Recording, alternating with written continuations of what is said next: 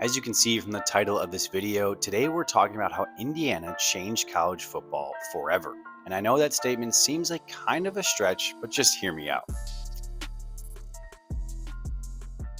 Indiana was never supposed to be one of these teams that made a huge mark on college football or changed it like they have because they're not a blue blood and they don't dominate recruitings. I mean, they had 0 5 stars on this roster, but somehow they just had one of the most dominant statistical seasons we've ever seen.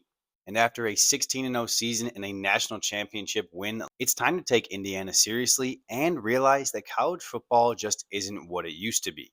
Coming into this season, Indiana was the losingest college football program in history. They only had 6 total wins against top 10 teams all time, but this year they went 6-0 against top 10 teams. And Indiana didn't sneak through a favorable schedule or duck any of these top teams. They beat them consistently. They handled the pressure, they stayed disciplined, and they did exactly what was needed to win every single time. And most importantly, they didn't beat themselves. And let's take a look at the man behind that philosophy of not beating yourself and simply staying disciplined throughout the entire game, Curt Cignetti.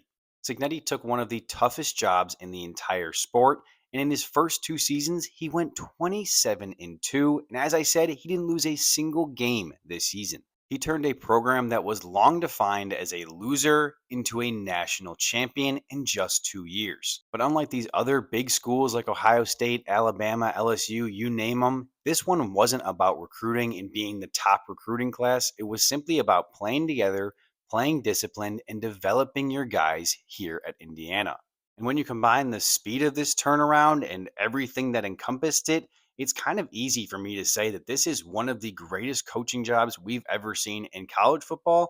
And I would go even further to say this is one of the greatest coaching jobs we've ever seen in sports. And the production matched the story. This Indiana team finished with a plus 479 point differential, which is good for second all time in the modern era, only behind 2013 Florida State. But it's better than teams like 2019 Ohio State, 2019 LSU, 1995 Nebraska, who had some of the best point differentials we've ever seen.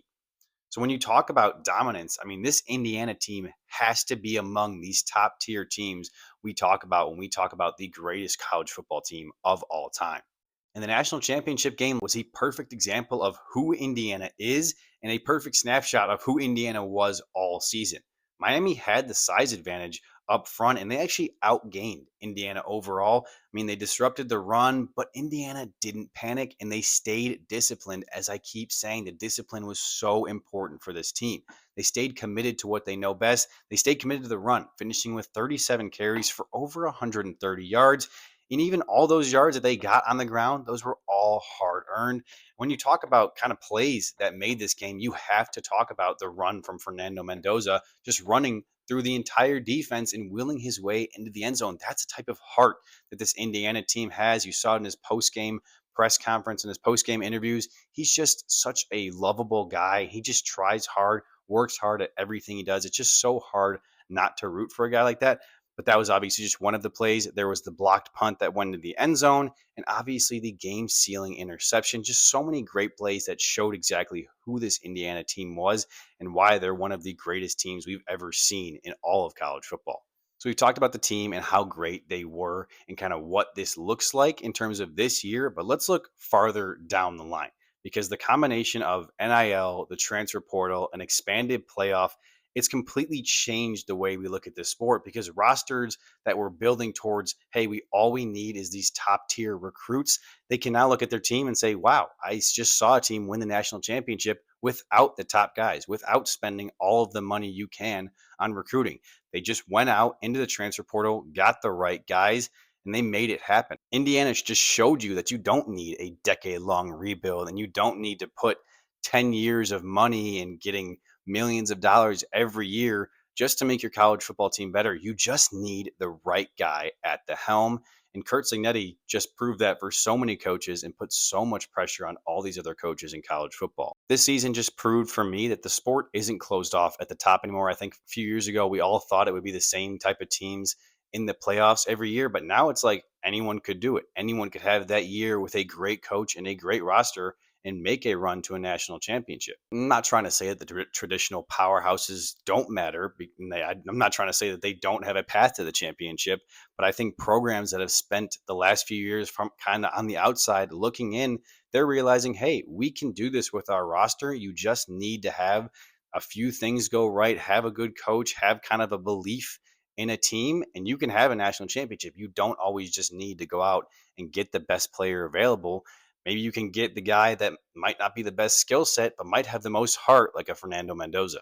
So, to conclude everything, Indiana didn't just win a national championship. I believe they changed and showed what is possible in this modern era of college football and this modern era of this new college football playoff.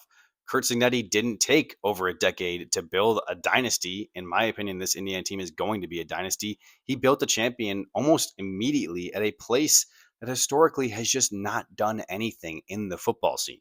I don't think this means that Indiana is going to dominate the sport, but I know that they will be at the top of this. And I think other programs you'll see start to fly up these ranks of teams you probably don't really think about and teams you never really would imagine would be in the playoff. I think this year and this national champion gives them that confidence to say, hey, I don't need the best players. I can still go out there and just have a good team, a good coaching staff, and we can make some noise. For me, this belief is going to spread across college football, and that's where I think college football is going to see a change.